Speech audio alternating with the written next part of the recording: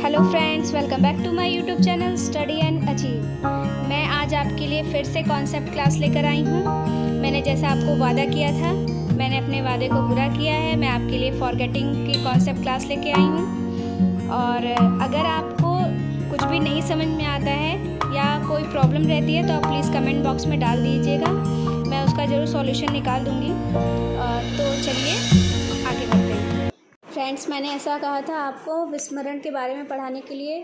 तो विस्मरण स्मृति का एक नकारात्मक या ऋणात्मक पक्ष है। मीन्स विस्मरण जो है, फॉरगेटिंग, वो आपकी एक नेगेटिव एस्पेक्ट है। गेडाल्ट ने विस्मरण को एक नकारात्मक स्मृति कहा है। गेडाल्ट जो एक हैं, उन्होंने मनोवैज्ञानिक, उन्होंने विस्मरण को एक नकारात्मक स्मृति भी कहा है। विस्मरण एक ऐसी मानसिक प्रक्रिया है जिसमें व्यक्ति पूर्व सीखे गए अनुभवों या पाठों का प्रत्याहन या प्रत्याभिज्ञान करने में असमर्थ रहता है। मतलब फॉरगेटिंग एक ऐसा प्रोसेस है जिससे आप कोई भी पुरानी चीज़ों को रिकॉल करने में कैपेबल नहीं हो पाते, एबल नहीं रहते हैं। तो वो क्या हो गया, आपका विस्मरण हो गया। असमर्थता का कारण स्मृति चिन्ह का खत्म जाना भी हो सकता है या पुनः प्राप्ति करने की अनुपस्थिति भी हो सकती है। अगर स्मृति चिन्ह उसके नाश हो चुके हैं तो उसे क्या बोलेंगे, चिन्ह आधारित विस्मरण। इंग्लिश में देखिए ट्रैश डिपेंडेंट फॉरगेटिंग। और अगर विस्मरण की स्मृति चिन्ह नाश ना हुई हो लेकिन उसका रिकॉल नहीं हो पा रहा हो तो उसे हम क्या कहेंगे, उसे कहेंगे संकेत आधारित विस्मरण, क्लू डिपेंडेंट फॉरगेटिंग। स्मृति एवं विस्मरण के क्षेत्र में इबिंगहॉस ने महत्वपूर्ण योगदान दिया है। इन्होंने अपने प्रयोगात्मक आंकड़ों के आधार पर विस्मरण का एक वक्र बनाया है जिसे विस्मरण वक्र, फॉरगेटिंग कर्व या इबिंगहॉस कहा गया है।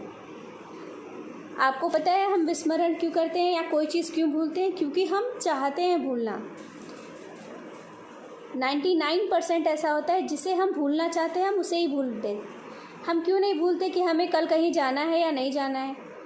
हम ये नहीं भूलते हैं कि हमको कल क्या खाना है, लेकिन हम ये भूल जाते हैं कि हमें ये दवाई खानी है। तो ये क्या है, हम अगर जब तक अपने मन से नहीं चाहेंगे वो तब तक बहुत ही रेयर केस में हम भूलते हैं। तो देखिए, ऐसे तो विस्मरण के कई कारण हैं पर इसके 6 कारण मुख्यतः दिए हुए हैं।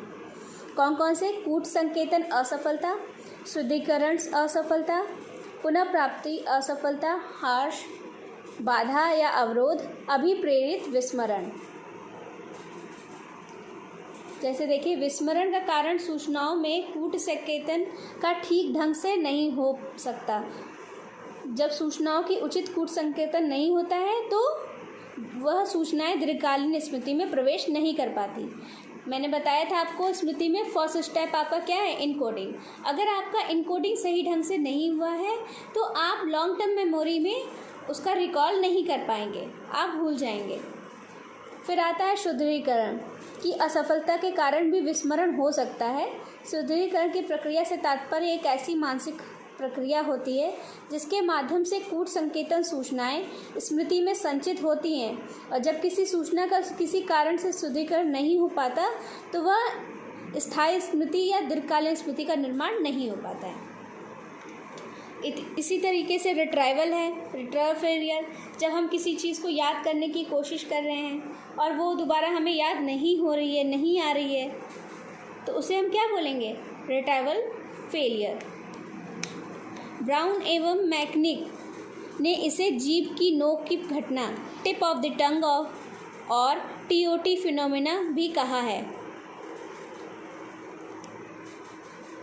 अब आइए हार्श सिद्धांत, डिके थ्योरी। विस्मरण का एक क्लासिकी सिद्धांत है।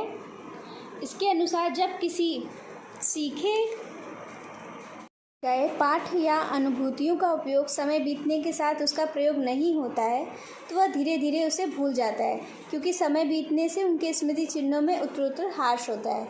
जैसे आपने कोई चीज़ याद की और उसे आपने 6 महीने तक नहीं छुआ या 6 महीने तक उसका रिवाइज नहीं किया तो वो आप भूल जाएंगे।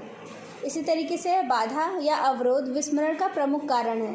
बाधा 2 तरह की होती है, पूर्वरक्षी अवरोध मतलब रेट्रोएक्टिव इनहिबिशन, और अग्रलक्षी अवरोध प्रोएक्टिव इनहिबिशन। विस्मरण को एक प्रमुख कारण बतलाया गया है कि जब व्यक्ति अपनी स्मृति से संचित सूचनाओं में से कुछ का प्रत्याहन करता है और साथ ही साथ वह कुछ अन्य एकांशों या सूचनाओं जिनका प्रत्याहन नहीं करता है उसके प्रति एक अवरोध भी उत्पन्न करता है। इसका परिणाम यह होता है कि अन्य एकांशों का प्रत्याहन भविष्य में कठिन हो जाता है। इस घटना को पुनः प्राप्ति अवरोध भी कहा जाता है, जो पूर्वलक्षी अवरोध से भिन्न है। इस तरह के अवरोध की पुष्टि कई प्रयोगों द्वारा एंडरसन, बेजोर्क एवं एंडरसन एंड स्पेलमैन द्वारा किए गए प्रयोगों से हुआ है। स्कैन रॉबिन्स प्राकल्पना यह बतलाता है कि जब दो उद्दीपकों या सूचियों के बीच एक रूपता होती है तो प्रत्याहन सबसे अधिक होता है, परंतु जैसे जैसे उनकी समानता में कमी आती है प्रत्याहन में भी कमी आती है, परंतु फिर असमानता के कारण जो प्रत्याहन बढ़ता है उसका स्तर उतना ऊंचा होता है जितना एक रूपता के प्रत्याहन के कारण हुआ था। मतलब आप जब भी कोई चीज़ तैयार कर रहे हैं, मान लीजिए कि आपने एक टॉपिक लिया, स्मृति आप पढ़ रहे थे, स्मृति लिया, स्मृति से ही रिलेटेड है आपका फॉरगेटिंग। तो जब अगर आप उससे रिलेटेड चीज़ें ही पढ़ रहे हैं तो आपका रिकॉल जो है वो ज़्यादा अच्छे से होगा, आपको याद बहुत अच्छे से रहेगा। लेकिन अगर स्मृति के बाद आपने दूसरा परसेप्शन उठा लिया या दूसरा सब्जेक्ट पढ़ने लगे तो वो जो है आपके प्रत्याहन में कमी आ जाएगी। देखिए मैंने पहले कहा था हम लोग इसलिए भूलते हैं क्योंकि हम भूलना चाहते हैं। We forget because we want to forget. यद्यपि यह सही है कि दुखद अनुभूतियों को व्यक्ति दमन के माध्यम से भूल जाता है। नवीनतम शोधों से यह स्पष्ट हुआ है कि व्यक्ति बहुत सारे ऐसे कार्यों को करना भूल जाते हैं जो महत्वहीन एवं बोझिल होते हैं, परंतु महत्वपूर्ण तथा सुखद अनुभूतियों को कम भूलते हैं। इसे भावी विस्मरण या प्रोस्पेक्टिव फॉरगेटिंग भी कहा जाता है। भावी विस्मरण भी अभिप्रेरणा द्वारा प्रभावित होता है। मनोवैज्ञानिक अध्ययनों से यह स्पष्ट हुआ है कि व्यक्ति दुखद अनुभूतियों को सुखद अनुभूतियों की तुलना में अधिक भूलता है। मनोविज्ञान में इसे पेलियाना नियम कहा जाता है। विस्मरण की व्याख्या करने के लिए कई सिद्धांतों का प्रतिपादन किया गया।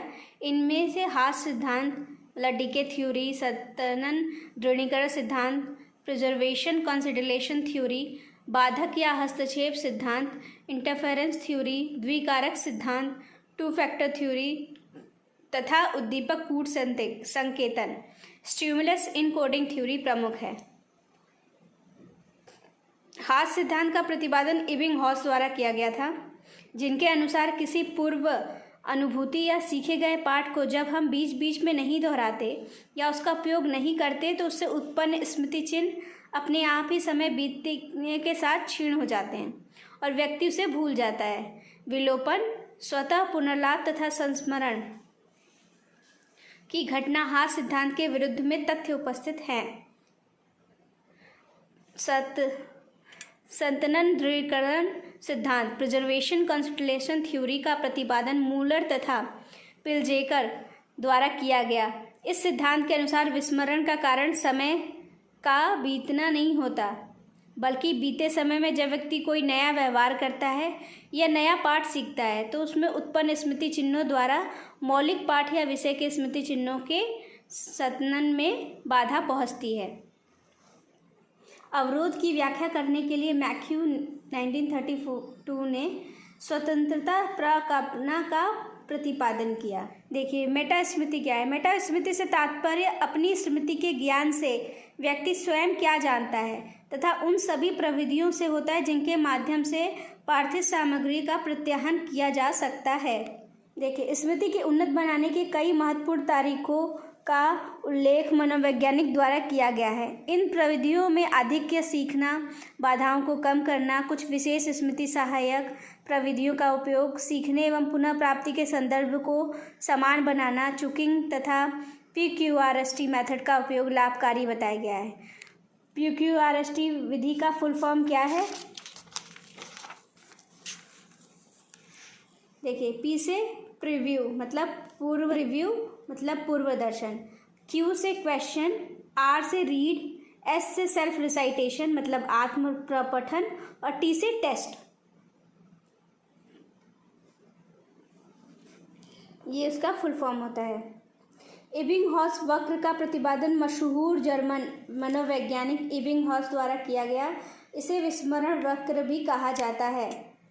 अस्पष्ट चिन्ह सिद्धांत ब्रेनर तथा रेना द्वारा प्रतिपादित किया गया, जो यह बतलाया गया कि स्मृति को समझने के लिए यह आवश्यक है कि उसे एक बहुत ही अवास्तविक तथा अंतर्ज्ञानी प्रतिनिधित्व, जिसे अस्पष्ट कहा जाता है,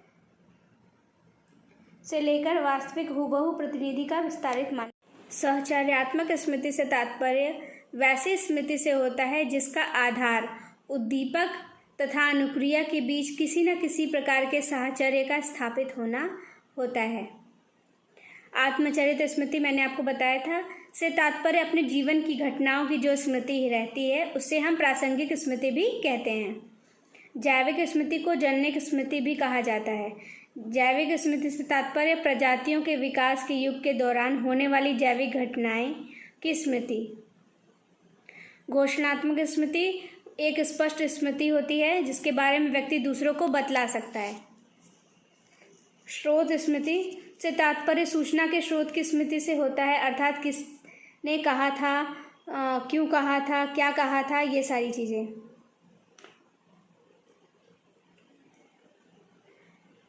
तथ्य स्मृति से तात्पर्य संदेश के विशिष्ट तथ्यों, घटना तथा सूचनाओं से जो भी स्मृति होती है वो है। गलत स्मृति मतलब फॉल्स मेमोरी, वैसी घटनाओं की स्मृति होती है जो सचमुच में घटी ही नहीं। तत्कालिक स्मृति को अधिकतर मनोवैज्ञानिकों द्वारा लघुकालीन स्मृति की एक परिभाषा माना गया है, हालांकि कुछ लोग इसे प्रतिध्वनिक स्मृति के तुल्य मानते हैं, मतलब उसके समान मानते हैं। अगम्य स्मृति एक ऐसा सामान्य पद वैसे स्मृति के लिए व्यवहार में लाया जाता है जिसे व्यक्ति भूला तो नहीं है परंतु किसी कारण से उसकी पुनर्प्राप्ति नहीं कर सकता। प्रजातीय स्मृति से तात्पर्य कार्ल यूंग के अनुसार उन स्मृतियों, भावों, विचारों का एक कल्पित संग्रह गृह होता है जिसमें हम लोग अपने पैतृक अतीत से प्राप्त किए जाते हैं, मतलब अपने पूर्वजों या अपने से बड़ों से हम जो स्मृति ग्रहण करते हैं, उनके द्वारा बताई गई जो स्मृति को हम ग्रहण करते हैं वो क्या हो गई, हमारी प्रजातीय स्मृति हो गई। फोटोग्राफिक स्मृति से तात्पर्य एक पूर्ण स्मृति से होता है जो एक नॉन टेक्निकल टर्म है। अचेतन स्मृति से तात्पर्य वैसी घटनाओं, भावों एवं क्रियाएं जिन्हें दमित कर दिया गया है कि पुनः प्राप्ति योग्य स्मृति से कहलाता है। Okay, thank you friends. आपको अगर मेरा वीडियो अच्छा लगा हो तो प्लीज़ इसको सब्सक्राइब कर दीजिएगा, और इसकी क्वेश्चन सीरीज़ बहुत जल्दी आने वाली है। जिन लोगों ने कमेंट किया था कि जो पेपर कराया है उसका इंग्लिश वर्जन भी करा दीजिए, तो वो भी बहुत जल्द लाने वाले हैं।